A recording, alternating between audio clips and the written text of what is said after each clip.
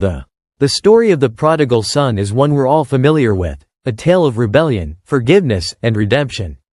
On the surface, it's a simple parable about a wayward son who squanders his inheritance and returns home to a forgiving father. But as we'll explore today, there's so much more to this story than meets the eye.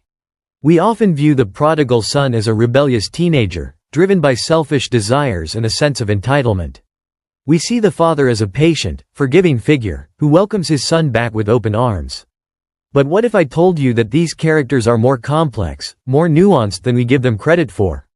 What if the son wasn't just a rebellious teen, but a symbol of something deeper?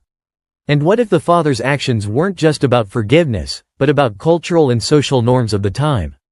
Take, for instance, the son's decision to ask for his inheritance. We often view this as a selfish move, a careless request that shows his lack of respect for his father. But what if this was actually a brave move, a declaration of independence in a society where sons were expected to follow in their father's footsteps? What if the son was trying to break free from his predetermined fate and forge his own path? We also tend to overlook the fact that the son's actions were a huge insult to his father. In Jewish culture, to ask for your inheritance while your parents are still alive was equivalent to wishing they were dead. The son's request was not just a reckless mistake, but a deliberate choice that would have brought shame to his family. And then there's the father's reaction. We often focus on his forgiveness and welcoming nature. But what about the fact that he runs to his son when he sees him returning? In ancient Jewish culture, it was considered undignified for an older man to run. The fact that the father does so shows not only his love for his son, but also his willingness to sacrifice his own dignity for the sake of their relationship. Delving deeper into the cultural and historical context of this parable, we start to see that the father's actions weren't just about forgiveness, but about re-establishing his family's honor.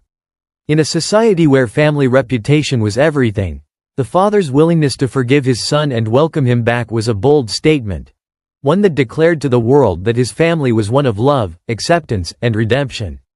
The moment of reconciliation is perhaps the most pivotal moment in this story. It's not just about the father forgiving his son, but about the son's realization that he's been living in a state of ignorance.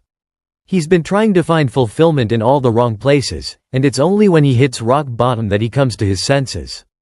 This is more than just a story about forgiveness. It's about the journey towards self-awareness and the recognition of one's mistakes.